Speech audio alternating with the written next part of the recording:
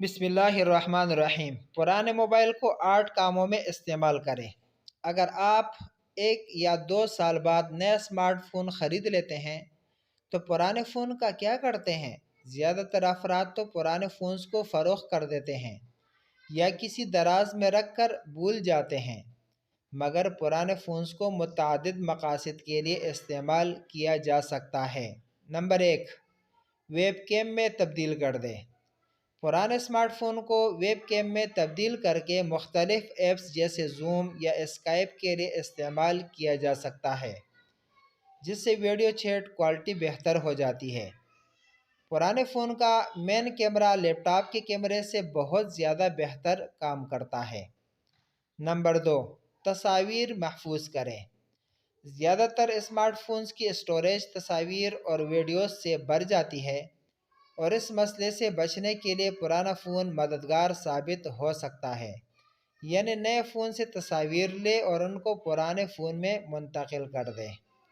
Number 3, कैमरे के तौर पर इस्तेमाल करें। आप पुराने फ़ोन को एक कैमरे के तौर पर भी इस्तेमाल कर सकते हैं और ऐसे मकामात पर ले जा सकते हैं जहां नए फ़ोन को ले जाना नहीं चाहते, जैसे समंदर या किसी झील पर जा रहे हैं, तो ये डर महसूस नहीं होगा कि फ़ोन पानी में न गिर जाए।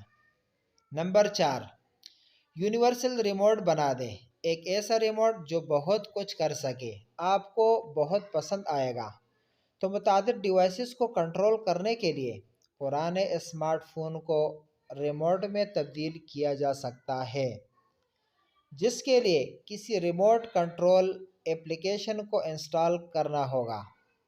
नंबर 5, गूगल होम में तब्दील करें।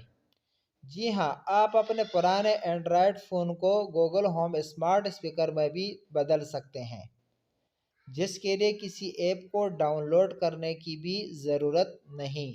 बस फ़ोन को नए एंड्रॉयड ऑपरेटिंग सिस्टम पर अपडेट करने और एक ब्लूटूथ स्पीकर की ज़रूरत होगी। दोनों डिवाइसेस को इकट्ठे प्लग ऑन रखें और बस गूगल कमांड के ज़रिए डिवाइसेस को कंट्रोल करें।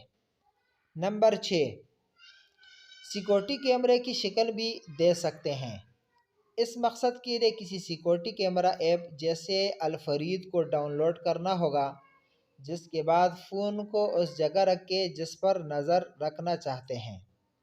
नंबर 7, वायरलेस माउस बना दें। अगर लैपटॉप या कंप्यूटर का वायरलेस माउस किसी वजह से ख़राब हो जाए तो पुराने स्मार्टफोन को उसके बैकअप के तौर पर इस्तेमाल कर सकते हैं।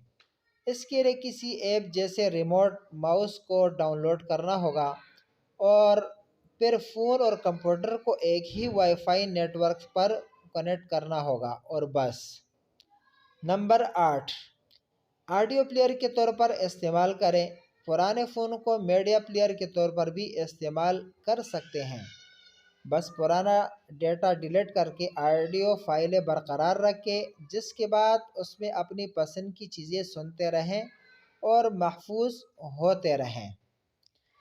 वीडियो अच्छी लगे तो चैनल को सब्सक्राइब करें, लाइक करें और अपने दोस्तों के साथ शेयर करें। शुक्रिया। अस्सलामु अलैकुम व रहमतुल्लाहि व बरकातुहू।